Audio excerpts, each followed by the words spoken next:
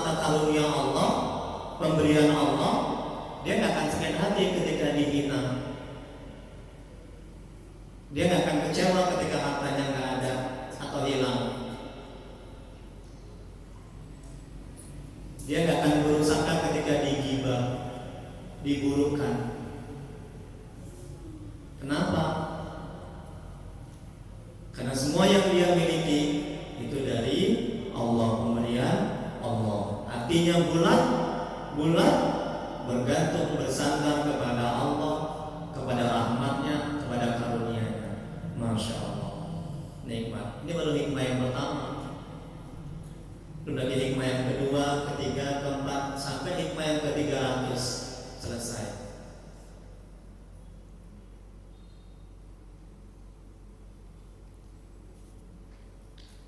Kemudian berikutnya, bergantung kepada Allah menyebabkan. Nah, ini dampak buruk, perhatikan Bu. Dampak buruk, dampak negatif, dampak positif, kebaikan kalau kita bergantung kepada Allah. Yang pertama, hatinya tenang dan tentram, karena tidak merisaukan nasibnya.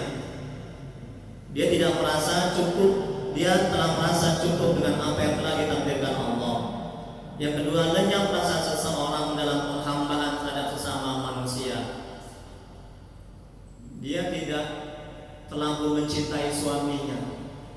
Dia tidak terlalu berharap banyak kepada orang, kepada suaminya. Harapannya bulat hanya kepada Allah. Tenang hatinya. Yang ketiga, amal ibadahnya diterima karena ikhlas dia kan. Tidak lagi diperbudak oleh dunia dan perhatiannya berpaling kepada akhirat dan Allah. Jadi dia nggak sibuk untuk diperbudak dengan harta, pangkat, jabatan. Yang keempat, nafsu lemah dan terkekang sehingga perbuatannya sesuai dengan apa yang diridhoi oleh Allah. Nafsu terkekang, nafsu lemah. Kalau kita bergantung, bersandar kepada Allah, tidak kepada amal perbuatan kita. Kemudian apabila kita melakukan suatu dosa atau ketinggalan satu wirid yang rutin, kemudian kita merasa jauh dari rahmat Allah atau kasih sayang Allah, ini menunjukkan kita berpegang dan bergantung pada suatu amal. Ini sekali lagi dampak buruknya. Sebelum saya lanjuti, ada mungkin yang perlu ditanyakan Bu?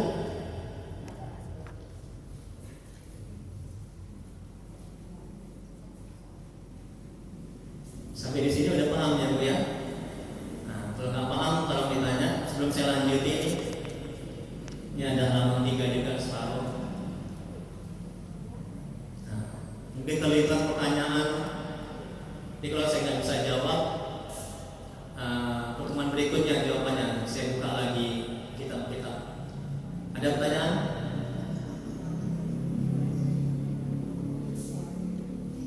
Saya kira udah paham Ibu ya kajinya ya.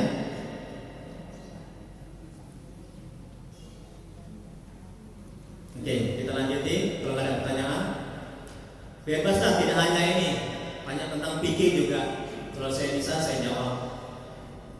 Atau yang lainnya, atau mungkin tentang mengenal Allah, tentang hati, tentang fikih, ya. Tidak hanya tentang ini, mungkin terlihat pertanyaan tentang rumah tangga. Oke, nggak ada? Ada? Oke, kita lanjut ya. Yang mana sekarang Bu? Orang-orang, ya. Orang-orang yang sudah mengenal Allah dalam apapun keadaan mereka, tidak berkurang harapnya kepada Allah. Baik mereka sedang melakukan taat atau diuji melakukan maksiat. Harap mereka kepada Allah yang tetap sama, karena mereka tidak berpegang dan bergantung kepada amal, mereka berpegang dan bergantung kepada rahmat dan anugerah Allah. Tengok ini, ya. Jadi harap kita kepada rahmat Allah itu tetap, nggak akan berkurang. Harap kita kepada karunia Allah itu tetap, nggak akan berkurang. Kalau kita bergantung, bersandar kepada Allah. Nikmat. Banyak kita kecewa, banyak sakit hati, ya.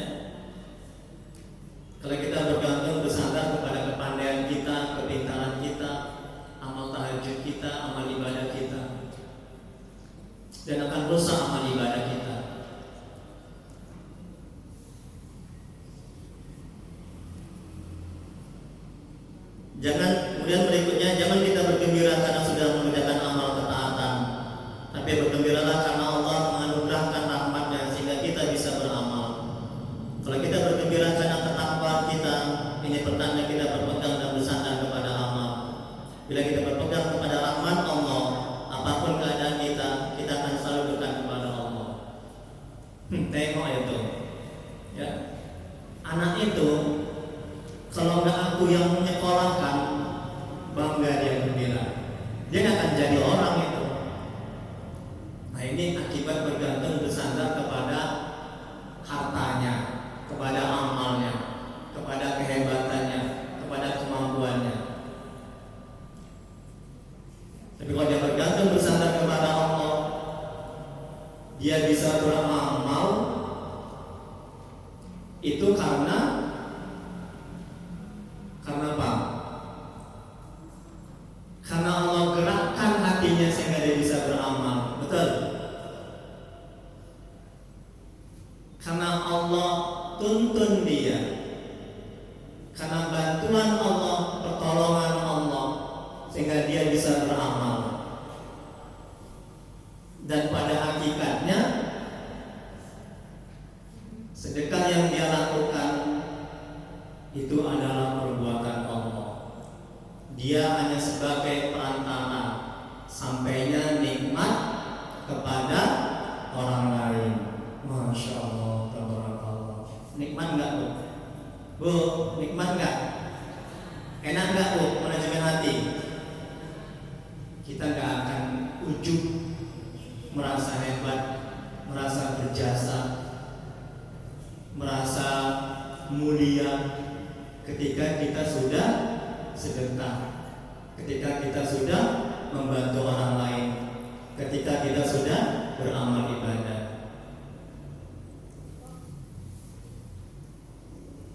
Dan dia nggak sakit hati, nggak akan kecewa ketika orang yang dia tolong itu nggak membalas, ketika orang yang dia tolong itu jahat kepadanya,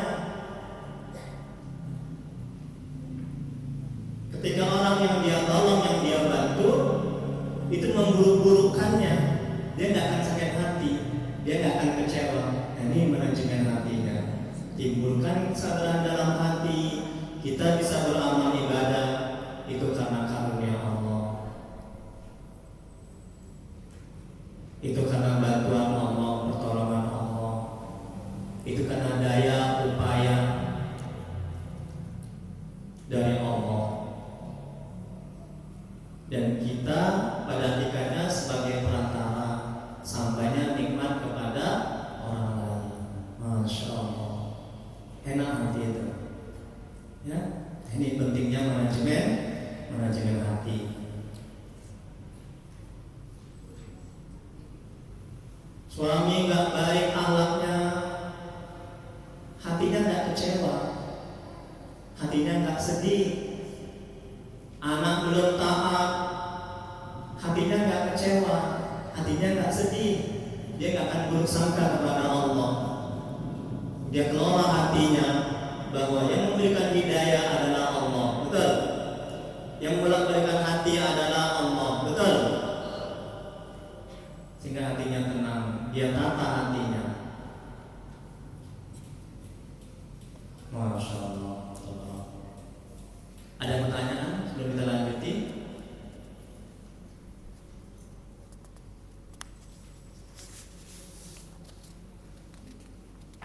Kira-kira udah paham nih Bu?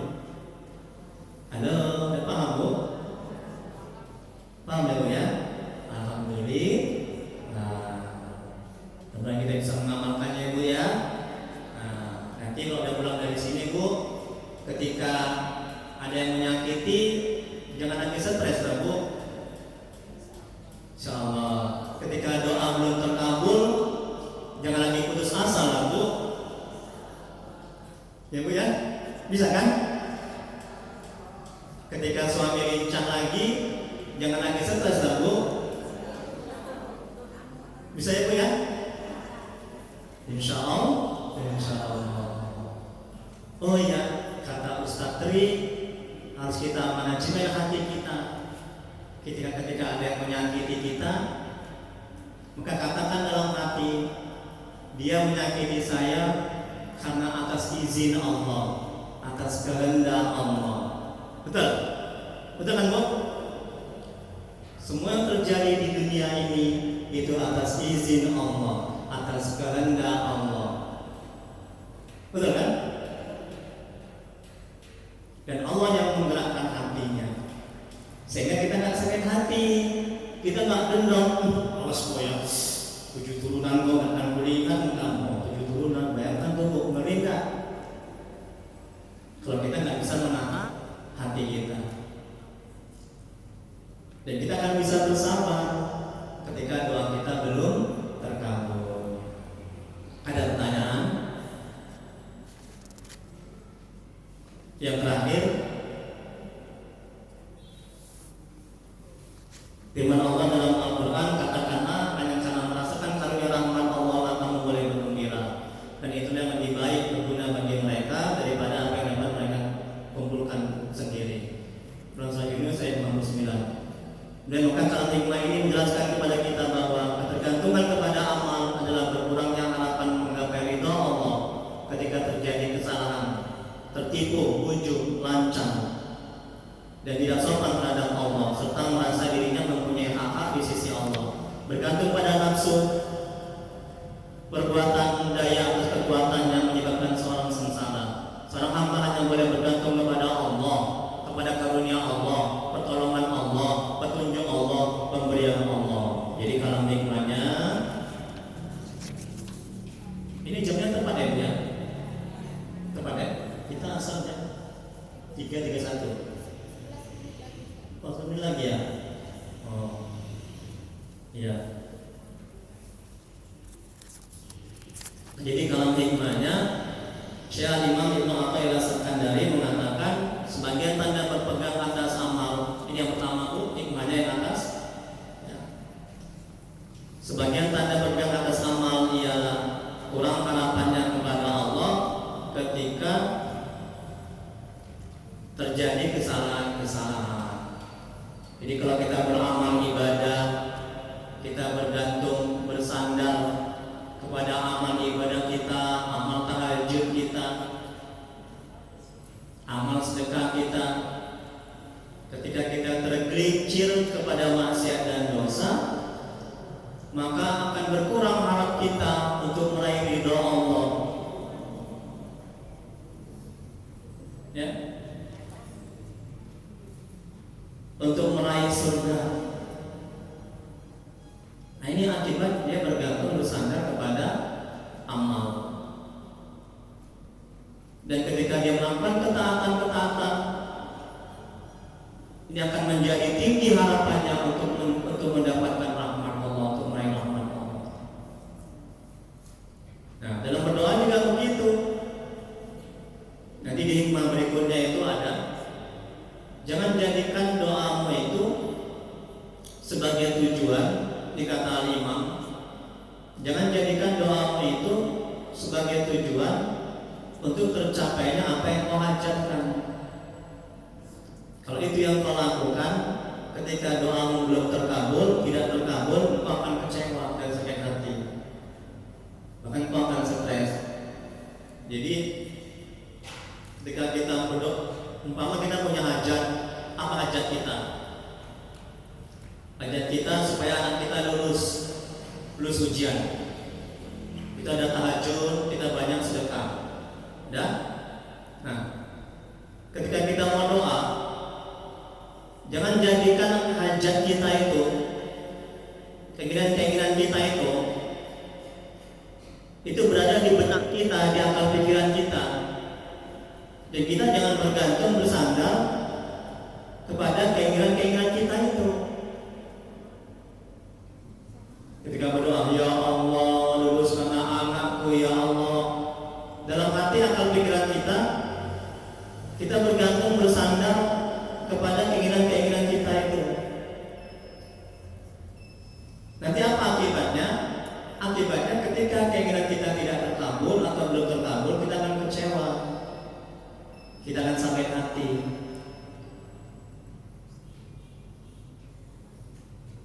Dan sebaiknya kita berdoa bersandar lagi-lagi, bersandar bergantung kepada Allah, kepada karunia-Nya. Bagaimana?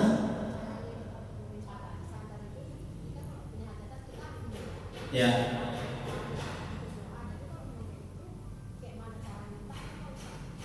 Ya.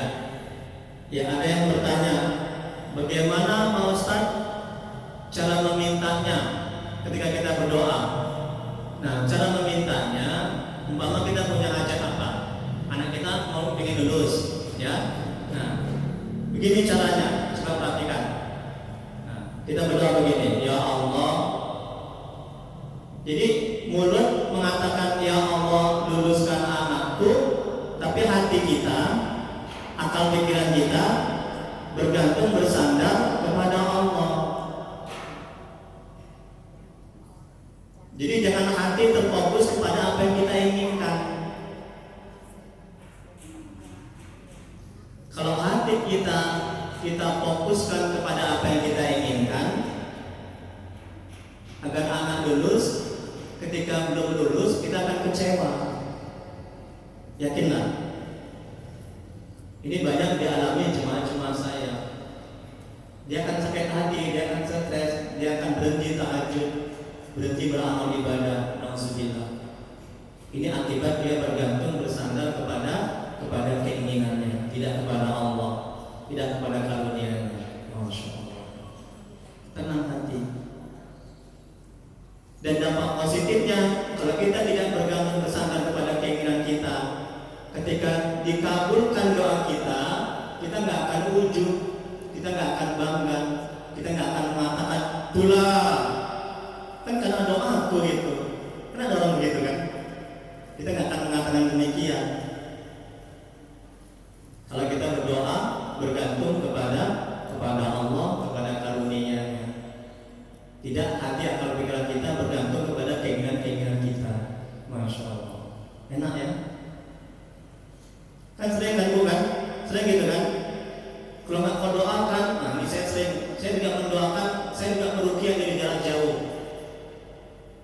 Ada lebih kurang 100 orang yang saya ruqyah. Sudah saya ruqyah, alhamdulillah sembuh. Saya bacakan Yasin dan kursi, saya ruqyah dari jarak jauh. Saya berdoa, ya Allah, si fulan binti si fulan tolong sembuhkan. Ketika saya mengatakan ya Allah, si fulan binti si fulan tolong sembuhkan, mulut bercakap ya Allah si fulan binti si fulan, tapi hati saya tidak bergantung bersandar dan fokus kepada hajat saya, kepada permintaan saya. Tapi hati akal pikiran saya bergantung dan fokus kepada Allah, kepada karunia-Nya. Masya Allah. Alhamdulillah diijabah oleh Allah. Dan banyak yang sembuh saya ruqyah dari jarak jauh. Nah ibu nanti bisa juga di WA, karena ada juga ini kan, ada nomor WA saya. Mungkin ada yang sakit, mungkin ada yang belum taat atau kemasukan jin segala macam, ada masalah yang rumah tangganya. Nah bisa di WA saya, sebutkan kalau di laki-laki pakai bin, kalau perempuan pakai binti. Saya ruqyah dari jarak jauh. Oke? Udah habis waktunya? Oke, terakhir kali 3 menit atau 2 menit saya buka pertanyaan. Kalau nggak ada kita doa. Ini tadi yang titip, ada yang titip doa tadi.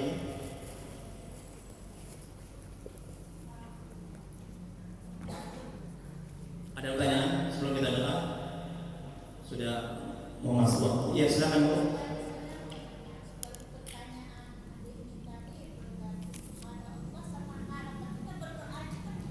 Iya.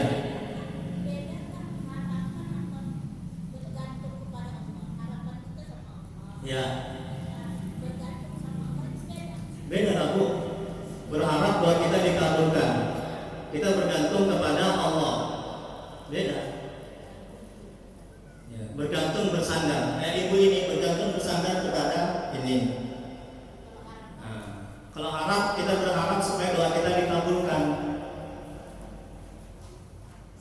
Jadi ketika kita berdoa, ya ketika berdoa, nah, jadi jangan tujuan kita berdoa itu dikabulkan apa yang kita inginkan. Tujuan kita berdoa itu yang pertama untuk ibadah,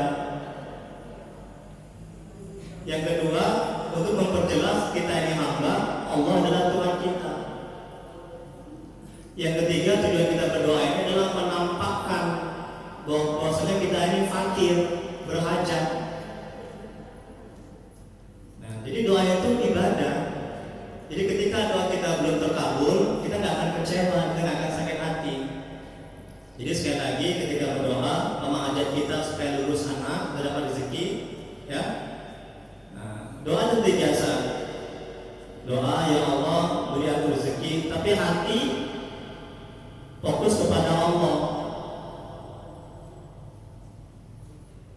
bergantung bersandar kepada Allah. Jangan fokus kepada apa yang kita minta. Jangan fokus bersandar bergantung pada apa yang kita minta. Insya Allah dikabulkan. Gitu ya. Jadi pertama kali niatkan berdoa itu untuk ibadah, ya. Jangan niatkan untuk supaya hajat kita dipenuhi. Kan udah lain niatnya kan.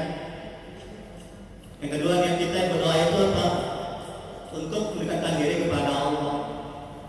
Nah, dan juga untuk menampakkan kefakiran kita ini berhajat kepada Allah. Nah, kita berdoa ini karena perintah Allah. Kan doa perintah Allah. Kata Allah dalam Al-Quran, "Quluni astajib lakum." Betul kan?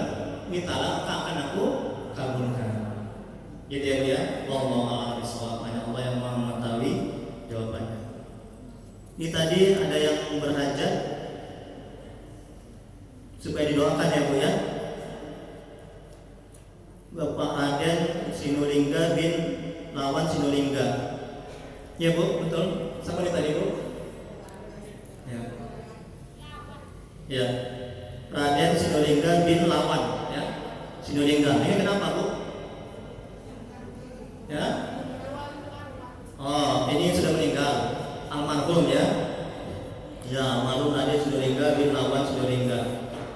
Kemudian tepat baru Sembiring binti Abdullah Sembiring. Kemudian Rufinus M. Tarigan bin Malud Tarigan. Kemudian Bungana binti Tambun Ginting. Kemudian ini sakit ya Bu ya. Ya, ini sakit ya Bu ya. Ibu Rosida Kota Barat ya. Ya. Kita doakan ya. Semoga apa yang diajarkan terkabul oleh Allah Subhanahu wa taala. Al-Fatihah. A'udzubillahi minasyaitonir rajim. Bismillahirrahmanirrahim. Alhamdulillahi rabbil alamin. Ar-Rahmanir Rahim. Maliki yaumiddin. Iyyaka na'budu wa iyyaka nasta'in. Ihdinas siratal mustaqim. Siratal ladzina an'amta 'alaihim ghairil maghdubi 'alaihim waladdallin. Amin. A'udzubillahi minasyaitonir rajim. Bismillahirrahmanirrahim. Alhamdulillahirabbil alamin. Hamdan fi ni'amahu wa yakfi mazidan. Ya Rabbana lakal hamdu kama yanbaghi li jalali wajhika wa 'azimi sultani. Allahumma shalli 'ala sayyidina Muhammad wa 'ala ali sayyidina Muhammad. Ya Allah ya Rahman ya Rahim. Dengan keberkahan kemuliaan Nabi Muhammad SAW kepada dan sahabat-sahabat, dengan keberkahan dan syafaat ampuni ya Allah dosa-dosa orang tua kami ya Allah. Ampuni sebesar apapun masalah mereka. Terima amal ibadah mereka, terima tobat mereka. Kasihanilah mereka ya Allah. Ya Allah, ampuni dosa orang tua kami telah mendahului kami. Jauhkan mereka dari siksa kubur. Jadikan kuburan mereka taman-taman surga. Tempatkan mereka di surga sebagai surga ya Allah. Ya Allah, ampuni dosa-dosa kami ya Allah. Ampuni sebesar apapun masalah kami. Terima amal ibadah kami, terima tobat kami, kasihanlah kami ya Allah. Murahkan rezeki kami dan berkahi, mudahkan urusan kami dan berkahi, banyakkan umur kami dan berkahi ya Allah. Ya Allah, jadikan rumah tangga kami rumah tangga yang sakinah mawaddah warahmah. Jadikan anak-anak kami yang saleh dan saleh. Jauhkan kami dari musibah dan bala bencana. Jauhkan kami dari perbuatan jin, syaitan dan orang-orang yang jahat kepada kami ya Allah. Ya Allah, mohon ya Allah, tuntun hati kami agar bisa istiqomah di jalan-Mu. Mudahkan kami untuk bisa taat kepadamu ya Allah. Kuatkan iman kami ya Allah, untuk tidak bermaksiat kepadamu ya Allah. Ya Allah, apabila di antara jemaah yang ada yang sakit, mohon sembuhkan ya Allah. Apabila di antara jemaah yang ada yang tertimpa musibah, tolong angkat musibahnya ya Allah. Ganti musibah yang lebih baik nantinya ya Allah. Rabbana atina fid dunya hasanah wa fil akhirati hasanah wa qina azabannar. Wa sallallahu ala sayyidina Muhammad wa ala alihi wasallam. Subhana rabbika rabbil izzati amma yasifun wa salamun alal mursalin walhamdulillahi rabbil alamin. Taqabbalallahu minkum. Allahumma shalli ala sayyidina Muhammad